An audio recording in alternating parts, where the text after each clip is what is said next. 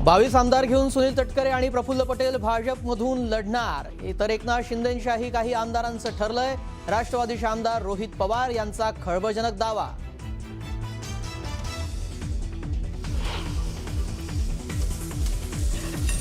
राज्यातील सर्व मंत्र्यांच्या वाहनांचे ताफे अर्ध्यावर येणार। मोदींच्या आवाहनानंतर मुख्यमंत्री घेणार बैठक। सुरक्षेशी तडजोड न करता ताफ्यातील वाहनं कमी करणार असल्याची माहिती।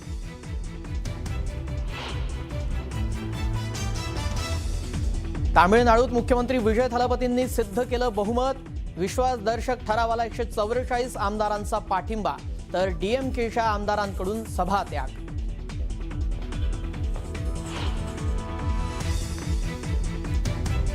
छत्रपती संभाजीनगरमध्ये निधाला आश्रय दिलेल्या घरावर तोडक कारवाई। पालिकेकडून बुलडोझर चालवत घर जमीनदोस्त।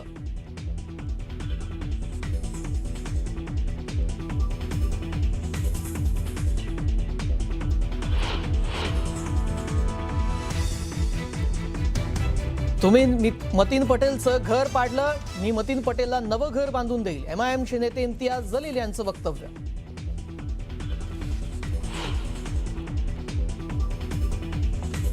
नाशिक टीसीएस प्रकरणामध्ये राष्ट्रीय महिला आयोगाचा अहवाल समोर। टीसीएस नाशिकमध्ये महिलांसाठी विषारी भयावह वातावरण होतं। तरुण महिला कर्मचाऱ्यांना टार्गेट करत छळ केल्याचा ठपका।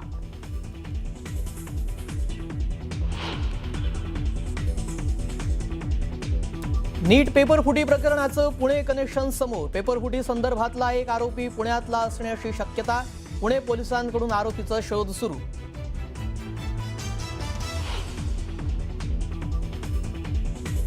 खासदार पार्थ पवार भागीदार असलेल्या अमेडिया कंपनीला दणका। मुद्रांक शुल्क माफीचा अर्ज नोंदणी महानिरीक्षकांनी फेटाळला। कंपनीला भरावा लागणार 22 कोटी 46 लाख रुपयांचा मुद्रांक शुल्क।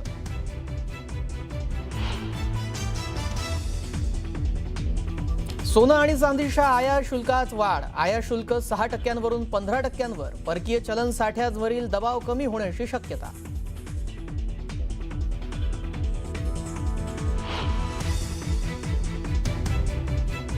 आणि पंतप्रधान मोदींनी ताफ्यातील वाहनांची संख्या केली कमी। इंधनाचा वापर कमी करण्याचं आवाहन केल्यानंतर केला मोठा बदल।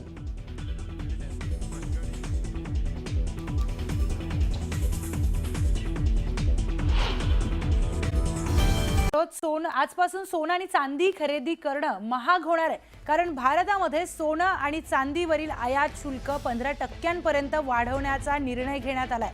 आयात शुल्क 6% वरून 15% वाढवण्यात आलाय। तर सोन्याच्या दरातील ही वाढ लग्न सराईच्या काळामध्ये लोकांच्या बजेटमध्ये अडथळा आणू शकते। केवळ शुल्क वाढीमुळे 10 ग्रॅम 24 कॅरेट सोनं खरेदी करणाऱ्या ग्राहकाला 13,000 रुपयांपेक्षा जास्त अतिरिक्त पैसे मोजावे लागू शकतात। या निर्णयामुळे परकीय चलन साठ्यावरील दबाव कमी होण्याची ही अपेक्षा आहे।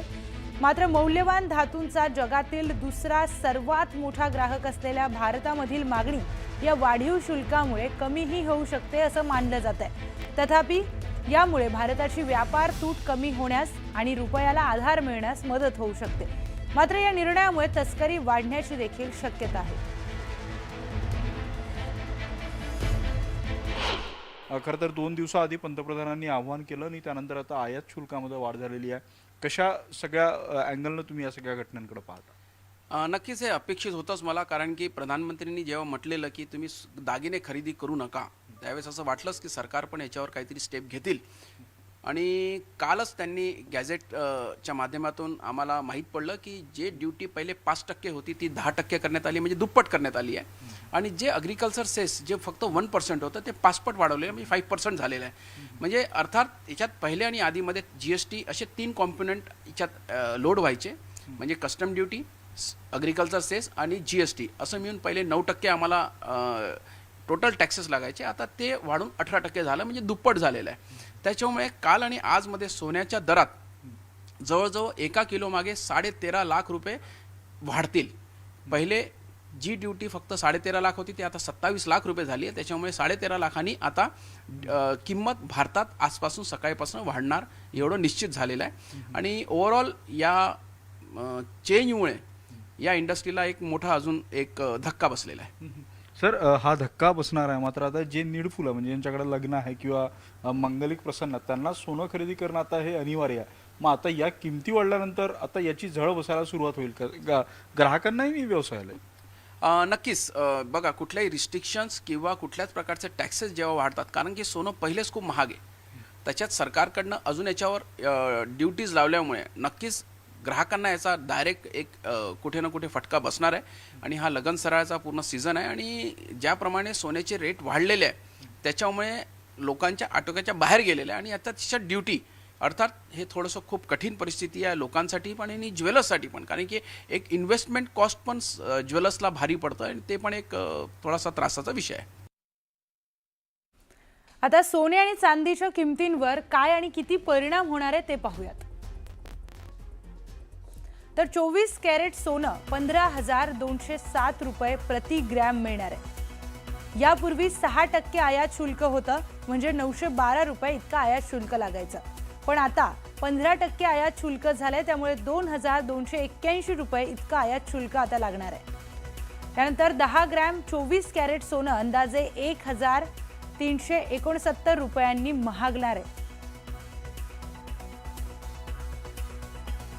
आता चांदीचे भाव पाहूयात. चांदी प्रति किलो 2,74,900 रुपये इतक्या भावाने मिळते, पण यापूर्वी 6% आयात शुल्क होतं, तर 16,494 रुपये इतका आयात शुल्क लागायचं.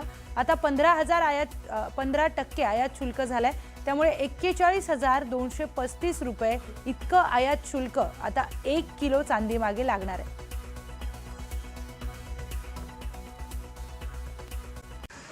जे काही त्याची कमीत कमी त्याचा वापर कसा होईल, नियोजन कसं होईल या दृष्टीने आपण पाहिलं पाहिजे. हे देशहितासाठी, राष्ट्रहितासाठी आवश्यक आहे. मुख्यमंत्र्यांनी आदेश केले की आता विमानं देखील आता वापरता येणार नाही. ज्या माध्यमातून इंधनाचा वापर कमी करून इंधनाची बचत करता येईल त्या माध्यमातून आपण ती केली पाहिजे. सर, अमोल कोल्हे असं म्हणतायत की अबकी बार तोंड दाबून मुख्यांचा मार, अशा प्रकारे विरोधक जे आहेत नाही, आता विरोधक जेव्हा टीका करतात, आज विरोधकांनी देशातल्या अनेक पक्ष आहेत ज्यांनी जेव्हा मोदीजींवर विरोध केला तेव्हा 140 कोटी जनता मोदीजींच्या सोबत आली आणि मोदीजींना त्यांनी साथ दिली. आणि आज काँग्रेसची काय परिस्थिती आहे देशामध्ये? किती वेळा टीका करतात, देशात पण करतात, बाहेर पण जाऊन राहुल गांधी टीका करतात आणि त्याचा परिणाम त्यांना भोगावा लागतो. जनता जी आहे ती सुज्ञ आहे, ये पब्लिक है, सब जानती है. आणि म्हणून विरोधकांनी याच्यामध्ये राजकारण करू नये. या आव्हानाला देशहितासाठी स्वीकारलं पाहिजे. आह्वान को साथ देते हुए आपने इलेक्ट्रिक गाड़ी आज से शुरू की. प्रधानमंत्री नरेंद्र मोदी जी ने एक नहीं 2 बार 3 बार अपील किया है कि डीजल पेट्रोल ये जो इसका इस्तेमाल जितने कम कर सकते उतने कीजिए. और इसलिए उनके आह्वान जो है वो देश हित में है, राष्ट्र हित में है और उनका उसमें वैयक्तिक कोई का स्वार्थ नहीं है. ये जो युद्धजन्य परिस्थिति है, युद्ध हुआ है, वो हमारे देश में नहीं हुआ है, लेकिन उसके परिणाम अन्य देशों को भी भुगतने पड़ते हैं. इसलिए भविष्य में आने वाले काल में कोई भी दिक्कत हमारे देशवासियों को ना हो, इसलिए उन्होंने ये निर्णय लिया है. कोविड में भी उन्होंने ऐसी अपील जनता से की हुई थी और उसी वजह से कोविड में भी हमारा भारत जो देश है वो सुरक्षित रहा. और इसलिए ये जो अपील उन्होंने की है, ये अपील को मान्य करना चाहिए, स्वीकारना चाहिए. और इसलिए मैं खुद भी एक EVM ये इलेक्ट्रिक व्हीकल जो गाड़ी है, इलेक्ट्रिक व्हीकल से मैं जा रहा हूँ और हमारे जो कॉन्वॉय में जितनी भी गाड़ियाँ जो आवश्यक गाड़ी जितनी है, सुरक्षा विषयक जितनी भी गाड़ी है उसको रखकर बाकी गाड़ी भी जितने कम कर सकते हैं उतने कम करूँगा. प्रधानमंत्री जी का जो आह्वान है, अपील